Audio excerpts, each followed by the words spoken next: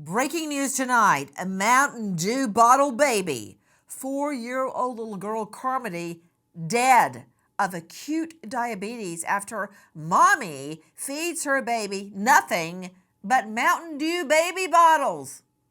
The baby's teeth rotted out. What, nobody saw that? All I can say tonight is there is a very special car to hell for mommy. And daddy, you're riding shotgun. Good evening. I'm Nancy Grace. This is Crime Stories. Thank you for being with us.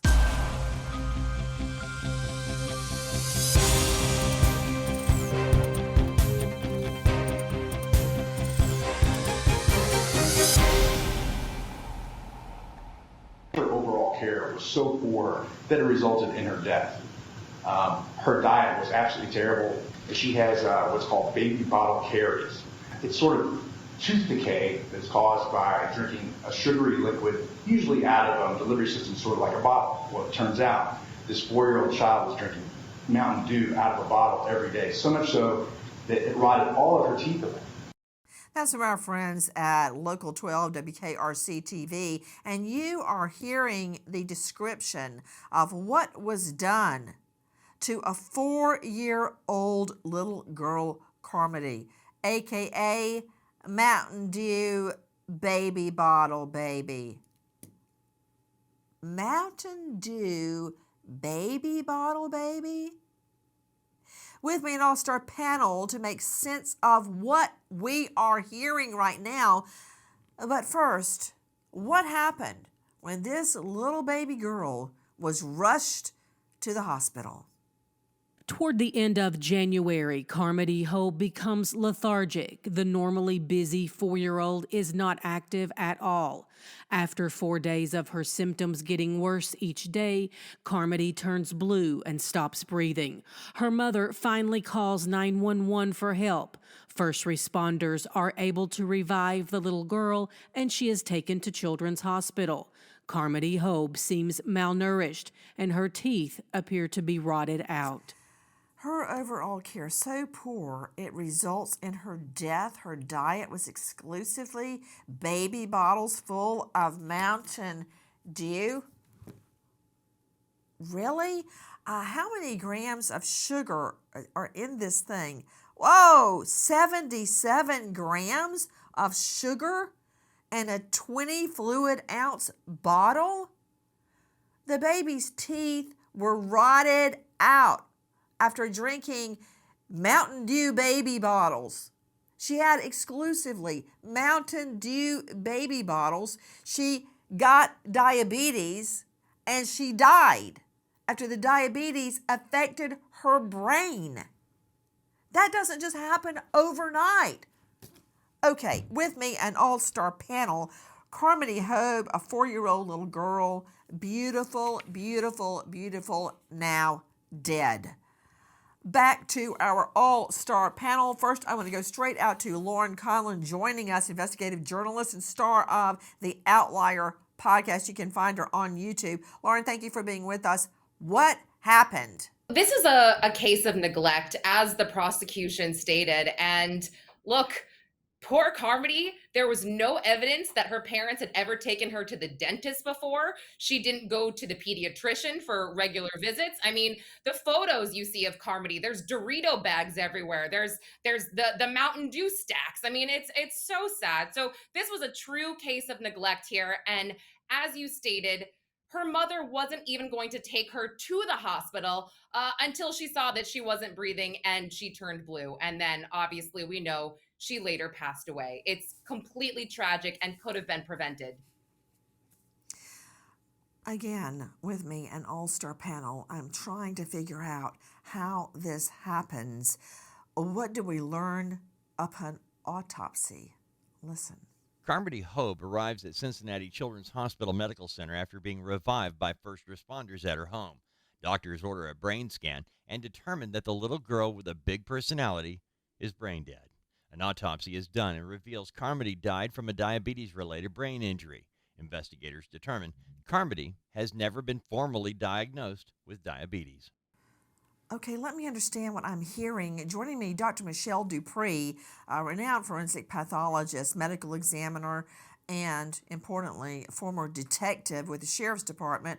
She is the author of multiple books, including Money, Mischief, and Murder, the Murdaugh Saga. That's all about Alex Murdaugh. Do I need to relive that? Double Homicide. But important for me, Homicide Investigation Field Guide and Investigating Child Abuse Field Guide. How I don't totally understand diabetes. I know you can be born with it. I know that it can develop over a period of time. I know my dad was borderline diabetic, and we had to watch every gram of sugar in his yogurt, in his food, in his everything. But how does diabetes affect your brain? I don't understand that, Dr. Dupree. You know what? You just need to start at the beginning about what happened with Karmity, Dr. Dupree, if you don't mind. Sure. Well, diabetes is basically too much sugar in your blood. Sugar is used as energy for the cells. Your liver processes the sugar. When there is not enough insulin to help the liver do that, then the liver becomes overburdened and actually begins to burn fat instead of sugar for energy. When this happens, the person goes into something called ketoacidosis, and keto is from the fat. When Okay, this happens, you know what, Dr. Dupree, really? Ketoacidosis? Dummy down, woman. I'm just a trial I'm sorry. lawyer. I did not go to medical school. I haven't performed 10,000 autopsies like you. How does diabetes affect your brain? Because when that happens, the blood brain barrier is broken, and that is toxic to the brain when you have too much. And so your brain begins to shut down. In fact, some of the symptoms of this are lethargy. You become convulsive, even, and eventually you go into a coma because it depresses your central nervous system. And then, if it's not taken care of, if that isn't resolved, then you can actually die from this. And unfortunately, that's what happened in this case. In addition to Lauren Conlon joining us, investigative journalist, and Dr. Michelle Dupree, Dr. Bethany Marshall is with us, renowned psychoanalyst, star on TV, author of Deal Breaker, When to Work on a Relationship and When to Walk Away. You can find her at drbethanymarshall.com. Dr. Bethany, so mommy actually somehow wrangled house calls from doctors, but she never thought to say to that doctor, hey, could you look at my little Karmity? What's wrong with her? She's lethargic. Sometimes she seems like she's in a coma and all her teeth have rotted out. You think she might do that? Nancy, did you notice in the picture of Karmity sitting in the tub that it was equipped with a handicap handle? It had that white handle going over the side. So that tells us that somebody in that household was being cared for. The mother, perhaps, the It father, was the perhaps. mom. So The they mom knew, was so they, extremely obese and probably needed that ladder to get in and out of the bathtub. Back on the mom. It's me, according to this mommy. Forget about the baby. What were you saying, Dr. Bethany? okay, well, so the mom was taking care of herself medically, but because of that, we can rule out mental illness or personality disorder. She knew what medical care was, and she purposely deprived Carmody of that. Fatal starvation is extremely rare. It's the most rare form of child abuse. And you know what I find in clinical practice, Nancy? Children who are hit, children who are beaten, children who are raped fare better than children who are starved. And the reason for that is that when the child is raped, beaten, I don't know, verbally abused, they at least know they exist in the eyes of the parent. They know there's some attachment, even if it's a rageful or a sexual attachment. Whereas when the child is starved and neglected, the child feels like an it. The child feels like there's no attachment with the parent. The parent does love them, and that they're not even a person. And so these types of neglected children grow up into adults who are very, very compromised. And by the way, this kind of starvation disrupts all of the brain circuits, the developing brain. So even if Carmody had lived, she would have had gross dysfunction in the areas of learning, problem solving, and attaching to other people. Speaking of the pictures, Dr. Bethany Marshall, that's a really good idea. Liz, can we go through the photos one by one? Because I'm noticing something in these photos. Let's see the photos. Okay. Whoa, hold it. Look at that. Look around at everything you see. Lots of toys, but you can't see Karmity's teeth. Keep going. She's got a smile. Okay, there you go. They're rotting. Why are her teeth rotting? Is she not going to the dentist? And of course, okay, wait. This little girl only has many of her baby teeth. She doesn't have all of her adult teeth. And they're not falling out naturally for the tooth fairy to show up. They're rotting out. There's Mommy in the background. Teeth falling out. Some of these we got from the funeral home. Look around. You heard Lauren Conley. Okay, that one strikes me. You can buy multiple Beanie Babies, but you can't take your daughter to the dentist or the doctor. In every shot, she has teeth problems, and she's getting thinner and paler in every shot.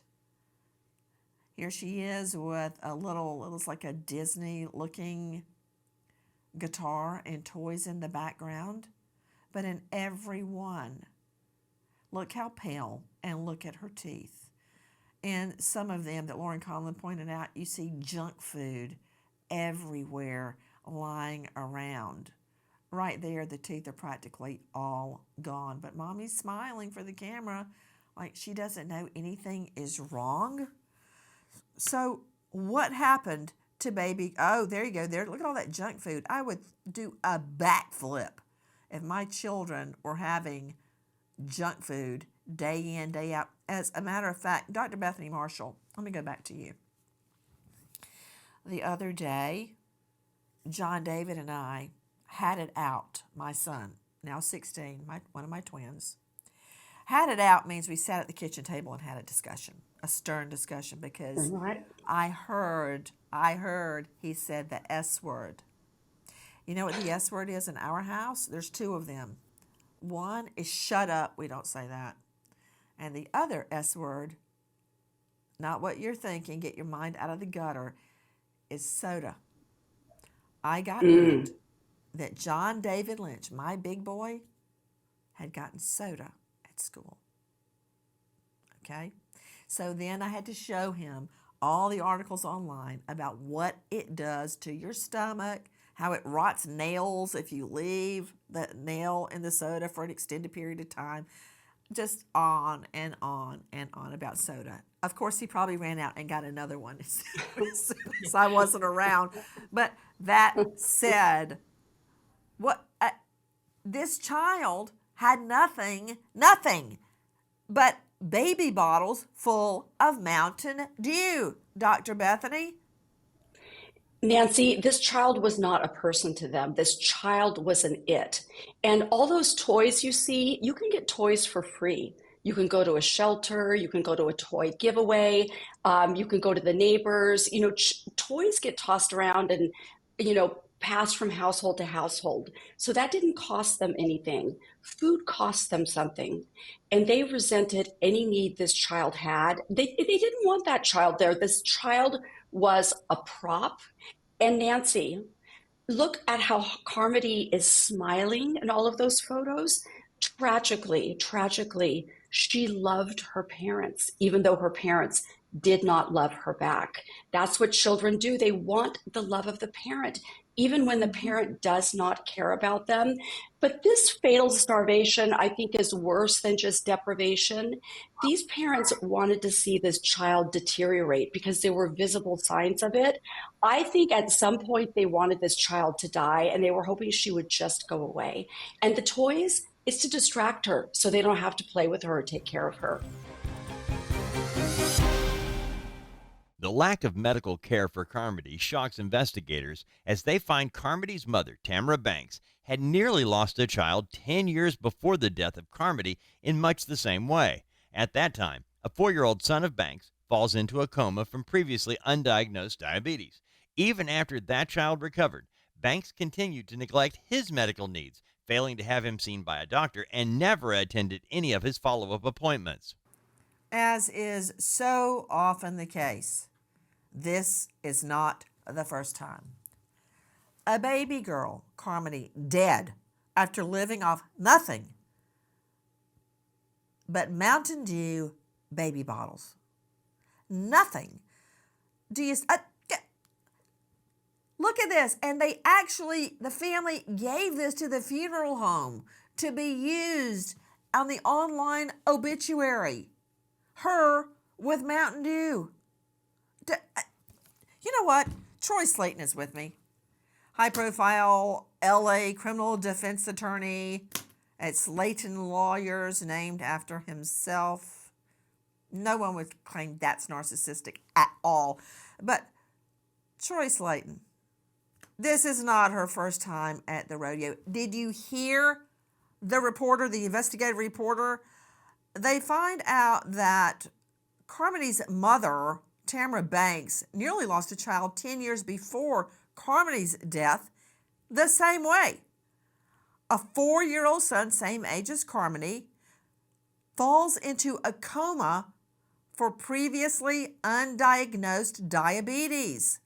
Even after that little boy, Banks, recovered, she continued to neglect his medical needs. A, why did the children get to stay in the home?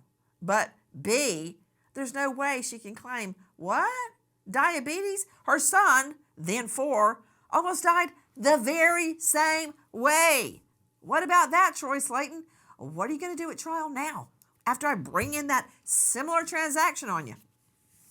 Let me You say know I that will. the death of any child is a tragedy, and the death of that beautiful little girl is absolutely a tragedy. But for us to sit here on our high horses with our advanced degrees, you and me with Juris Doctorate degrees, everyone else here with doctorate degrees, and you with the smarts to know that you're not going to feed your child soda, I don't think that this was an issue of a mother not loving her daughter. This is a situation where somebody was just dumb. Somebody was really, really stupid, and stupid does not equal criminal. This is somebody Guess who what else? clearly wanted to Stupid provide, does not she wanted to equal a provide for her kid. defense. There's toys everywhere. There's smiles. Yes, there's Dorito stained fingers, but this is a person who was stupid, not a person who wanted her child to be dead. Are you through? I hope so, but I'm just checking because I I want to can make keep sure going. I'm not leaving any stone. Oh, I believe you. Irv Brandt joining me, and I'm so glad he's with us tonight. Former U.S. Marshal in the International Investigations Branch, author of Flying Solo, Top of the World. That's part of a series of solo novels. Oh, here's a new one. Solo Journey, Buddha Nights, a Jack Solo mystery novel. Okay, Irv Brandt, I'd love to keep going on and on about all of your accomplishments and all of your books about Jack Solo, aka you. But, Irv, how many times have you heard a defense attorney, be they a horrible defense attorney or an excellent defense attorney, renowned in his field like Slayton, say, they're not bad, they're just stupid? You think stupid people can't commit horrible crimes like letting this little girl die? Nancy, you're exactly right. Stupid is not a defense. And for defense counsel, I don't have an advanced degree. You see my degree over my shoulder. It's a bachelor's degree. I don't have a doctorate like the rest of you. And so I'll tell you from my point of view, this is horrifying. And this is criminal. It's not neglect. It's not a mistake. This is criminal intent when you're talking about this type of abuse. And unfortunately, this little girl, I can't believe that a family member, a friend, or someone didn't call child welfare services, you know that this would have been reported if she would have made it into school, and possibly teachers, healthcare workers would have been able to see her, and this tragedy could have Well, been I guess prevented. so, Irv Brandt. All of her teeth were rotting out. That have to know something was very, very wrong. Dr. Michelle Dupree, again, and I know it's really hard for you with all of your medical degree and experience and education to please talk regular English, not Latin phrases or medical phrases. Please. What does diabetes do to you? Why are this child's teeth rotted out? Nancy, it's because of the sugar. Sugar, as you know, sugar causes cavities in our teeth. And she had no dental care whatsoever. She had too much sugar. In fact, 36 grams of sugar for a woman adult is the max. She had much more than that in the Mountain Dew. And it basically But rotted what out does her it teeth. do to your body? Like, why did she and her brother both go into a coma? Again, because of too much sugar and not being able to handle that in your body, it goes Okay, into the listen, brain put her back basically up. Put her back up. and causes a coma. I It know I'm causes not being clear. Let me see. This is why I had to go over every line of an autopsy report with the doctor until I could I've never understand seen what that. she's saying. Okay, let me take you back in time. Remember Steel Magnolias? Remember when Julia Roberts, who was diabetic, fell over and died? She went into a diabetic coma and she died. Okay. Why did she die? I know it's because you have too much sugar. I get that. But what happens to your body? I mean, I can say she had too much sugar, but what physically happens to your body? Why do you go into a coma? Because there's too much sugar overload, and your liver then starts to break down fat in our body. Fat produces acid when it's an overload, and that acidic part in your blood then causes you to go into this coma. If it's not resolved, you die from that.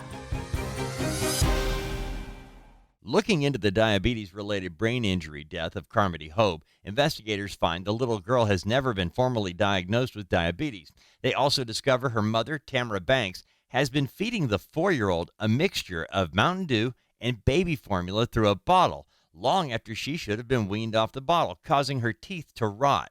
Her teeth are almost all rotted, but no record can be found of her parents taking her to a dentist. Okay, Dr. Michelle Dupree joining me. Okay, Dr. Dupree, sorry, but I feel like I'm wrestling you on this, but I'm not giving up. I'm going back in the ring with you, Dupree. Okay, I know diabetes, you can be born with diabetes, you can develop diabetes, even if you have a good diet. But can a regular diet of nothing but this Mountain Dew, how many grams of sugar did I say? 77 grams of sugar in one of these. So if she had 3 or 4, 5 or 6 baby bottles a day of this, sometimes mixed with formula, can you create diabetes because of your diet? Can you eat so many sweets and just so much Mountain Dew that gives you diabetes? Yes, essentially, Nancy, you're absolutely correct. Because again, this sugar overload is what causes you to start then not being able to handle it, and your body starts breaking down fat, causing the acid. Our body is in a state of equilibrium between acid and base. And when one of those is out of whack, then it causes serious injury to the body. And in this case, it's over acid. And that's what caused the death. I've been trying to figure out exactly how the mom could have not known what was happening. Back to Troy Slayton, dare I do it. Troy, your argument that, hey, she doesn't have a PhD like all of you do. I hear you, and if I were you, since you have nowhere else to go, I'd probably argue the same thing if I was a defense attorney. But that said, duly noted, what about the fact that the same thing happened a few years before with Karmity's older brother when he was 4 years old? He went into a diabetic coma after being fed the Lord only knows what, and almost died. And the mom was forced to take him to the hospital by family members. He was in a diabetic coma. Same thing. So how can you argue with a straight face she didn't have a PhD where she knew this because it happened before to her son? So this is what we would call in the defense business, Nancy, a bad fact. That's something that you're going to have to deal with. This is a woman who clearly couldn't deal with her own self. All the pictures that you show, she is morbidly obese. Her own teeth are decaying. She's brought into courtroom in a wheelchair. She can't even support her own weight. Okay, This put is him up. not the Him picture of up. health. So the prior Guess bad who else act. just got wheeled into the courtroom in a cut his mic? Guess who else just got wheeled into the courtroom in a wheelchair? Harvey Weinstein. You think I care that he now has his lawyers buy him a top of the line wheelchair to get rolled into the courtroom? HELLNO. He's got And a the walk. fact that this mom comes in a wheelchair? Really? You know what? I don't care. I don't care because even in a wheelchair, this mom could have ordered this child food. She didn't have to prepare it. And in all the photos you see, she's not in a wheelchair. She's in a wheelchair now that She she's couldn't charged with the keep death of her she child. couldn't keep her house clean. She didn't know how to manage her own weight. She didn't know how to manage her own teeth. Her husband also not the picture of health. These are not people that knew how to take care of themselves, let alone know how to take care of a child. And so maybe You maybe really the think neighbors, that's going to maybe the win family over a members. jury? Okay, you know what? Was there nobody Just else nah. in the Liz, world did that I could have not seen what was ask you going to on? cut his mic? Because I'm still hearing him. Dr. Bethany Marshall, can you hear him? It's like a mosquito buzzing around my head. I keep hearing it and I can't catch it and make it stop. Respond to him. Okay, Nancy, when defense attorneys use the word stupidity, it drives me crazy because this was not stupidity. That's not a defense. This is a mother who resented the needs of her child. That is the psychology of this. She did not want to provide for her child, so she was hoping that her child would die as soon as possible. That is the bottom That's line. You can't get ridiculous. around it. If you Dr. look at, Marshall, okay, Troy, look Dr. at Marshall, with any all due scholarly respect, article on the fatal fact that starvation. And she what didn't want you'll the see it child to called die? is filicide. Oh my goodness. She didn't or She she had did? She every did. toy.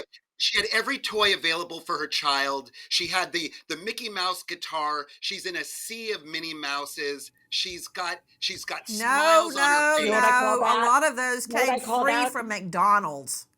Go ahead. Hey, you know what? If you look at the literature on fatal starvation, it's interchangeably used with filicide. So all the scholarly literature really links starving a child to purposely killing the child. This is The child wasn't everywhere starved. in the literature. She was just fed And all the wrong Troy, stuff. I'm sure you do research when you go into court. You cannot get around the psychology of this woman. This woman was also a hoarder, so she did not even take care of her house, herself, her child. But I'm going to say furthermore, she did not want this child to have needs. She did not. She used the cheapest form of keeping a child alive so she wouldn't have to spend her own money. I I mean, think Mountain how Dew is more shallow is expensive that? than And you milk. know what? Hey, okay, you know what, Troy? All those toys, she was trying to keep the child busy so she didn't have to take care of the child. I would like to point something out, guys, very quickly. Troy Slayton, you got to think again about your argument. And I know what you're doing, Troy. You're doing what any good defense attorney would do when your back is against the wall, you have nowhere to go, you make something up. My mom, my brother and sister and I are first generation college, okay? My mother didn't have a PhD. She didn't even have a Bachelor of Arts or Bachelor of Science, a 4 year. She didn't have an associate's degree, 2 years, okay? She grew up working on a farm with an anonymous donor providing her music lessons so she could go on to play cello in the symphony and the piano and the organ, where you play with your hands and your feet at the same time. She never, ever had the kind of education you're talking about, So she had nor did street my smarts. dad. But he's talking. But on the weekends, you know what we did? While other kids are out at arcades, we were in the fields of our friends, our neighbors, and our church friends, because they would allow us, because my mom played for the church for free, to pick produce. And then we would cook it. And then we would have it. Fresh veggies, fresh fruit that we would pick ourselves. I'm not telling you a hard luck story. I'm glad that happened. But my mom didn't have what you're talking about, a PhD. Her mother grew up working in a tile factory, for Pete's sake, working a farm.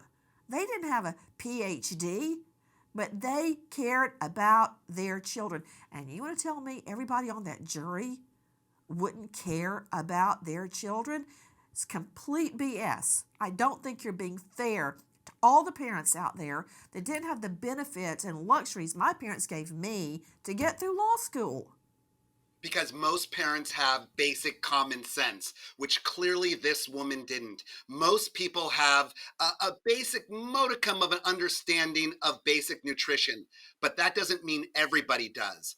I would venture to guess that this woman wasn't working and that she was on some sort of disability welfare program. She was just being given money. She didn't have the street smarts that your mom and grandma had. She didn't have that institutional knowledge in her family. She just gave the child what she thought was needed in that moment to make the child happy, to put a smile on the kid's face. When you give a kid candy, does the kid smile, or does the kid say, "Oh no, I don't want to eat that candy. That's not healthy for me"? The kid's going to gobble it all up, whatever they can. Day by day, she watched her little girl get more and more pale. She watched her daughter's teeth rot out one by one, and she continued to feed her nothing but baby bottles full of Mountain Dew. 70 plus grams of sugar for one of these. How many of these did the baby girl have every day? And it's not just Carmody. Carmody's older brother went into a diabetic coma when he was also 4 years old and had to be rushed to the hospital in a coma. He lived, but after that fateful night, Mommy continued to ignore the child's medical needs. And hey, Daddy, I'm not letting you off the hook. You're going down too. You're just as responsible as Mommy. I'm trying to figure out how this was kept from relatives, family, friends, neighbors. I'm very curious why people don't come forward.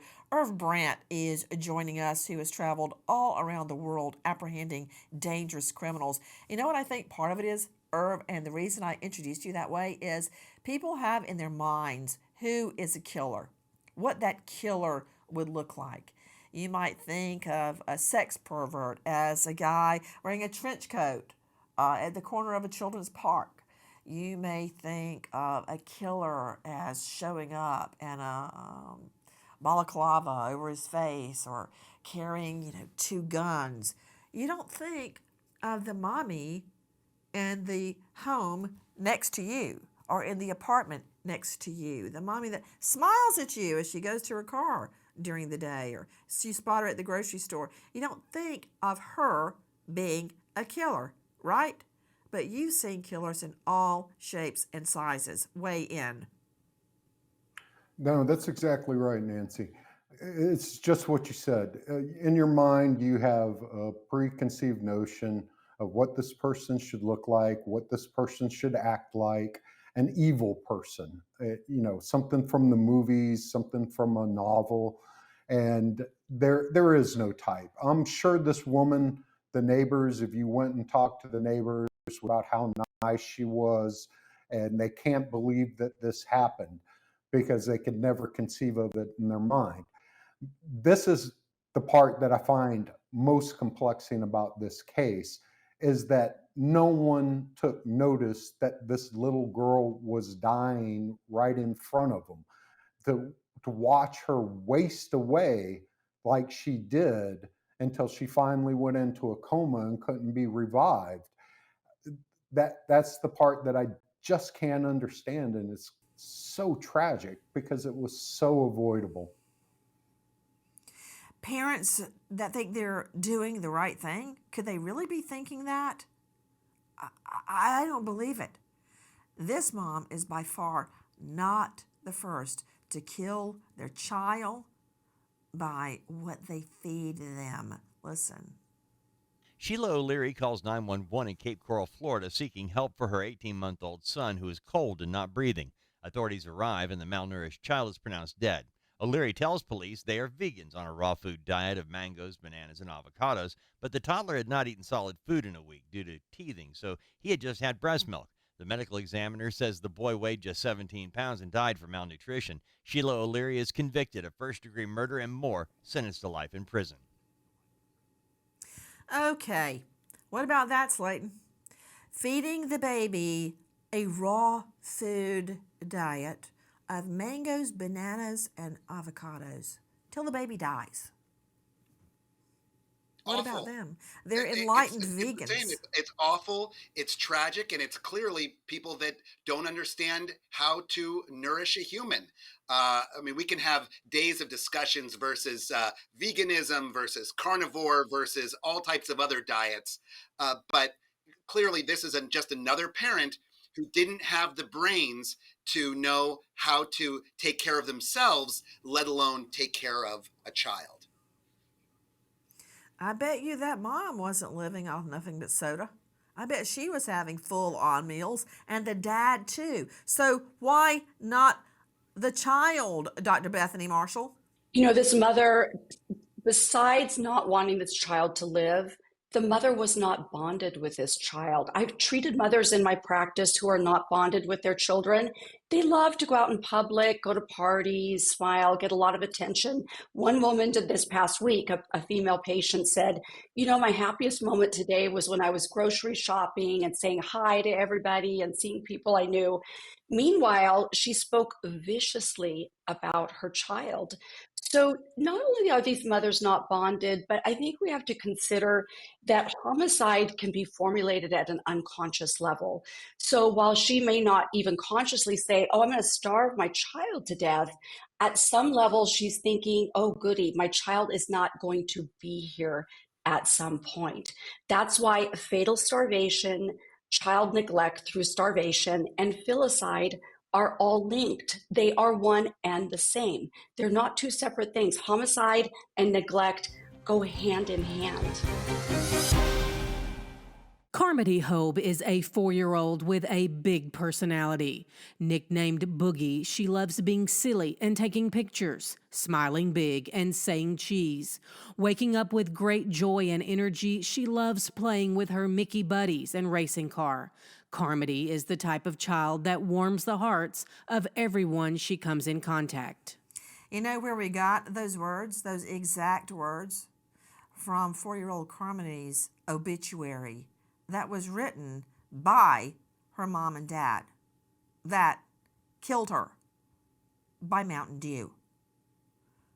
The Mountain Dew baby bottle baby, 4-year-old Karmity, is now dead from horrible implications resulting from diabetes brought onto a 4-year diet of nothing but Mountain Dew in a baby bottle, sometimes mixed with formula.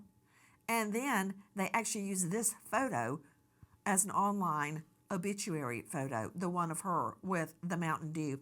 But it's by far the first time a parent has killed by ingestion. Listen. An obese 3-year-old weighs 66 pounds. His mother is warned about proper diet. She feeds him junk food, telling teachers at school he's too sickly to do any physical fitness. As a teen, he's hospitalized with a heart condition brought on by obesity. In the hospital, mom sneaks fast food to her son until he dies of heart failure at 15. Parents of another morbidly obese boy are warned he could die if he doesn't lose weight. At 7, his body mass index should be 14. His is 30. Parents ignore doctors and give the boy junk food until he weighs over 175 pounds at 10 years old and has a heart attack and is declared brain dead. Dr. Bethany, what is wrong with these people? You know, it's hard to even say, Nancy, little hard because there's so many motivations, but always at the root of it is not wanting the child to have needs and feeling that the child is unconditionally bad. I once treated a mother who was not bonded with her children. They were all in a business together. And whenever it came time to pay the children their paychecks, she would come in and insist to me that her adult children were stealing from her. Okay. So she didn't see that she was providing for them.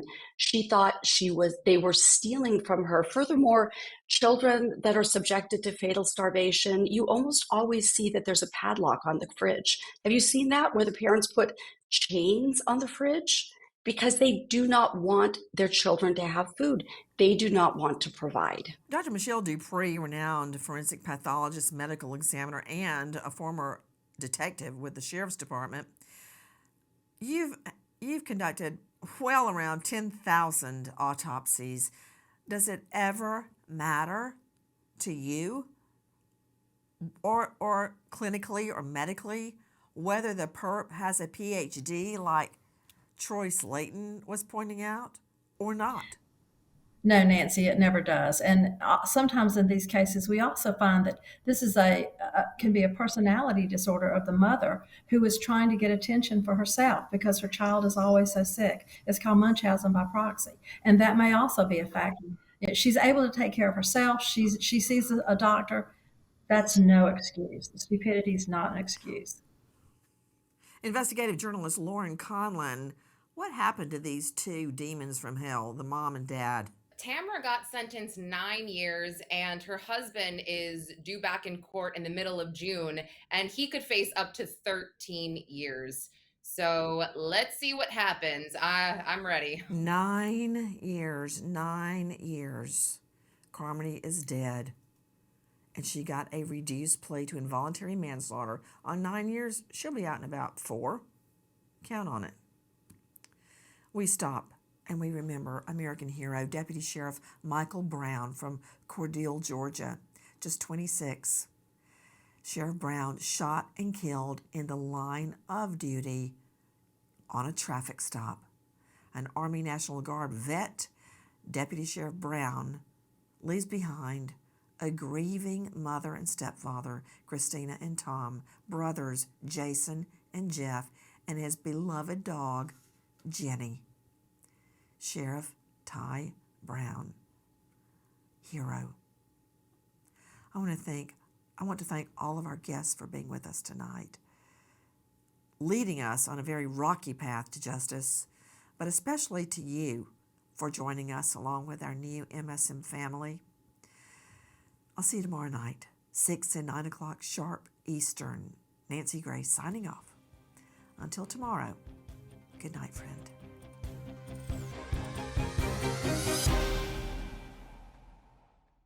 Guys, thank you for watching Crime Online with Nancy Grace here on YouTube. To get the very latest, subscribe to Crime Online here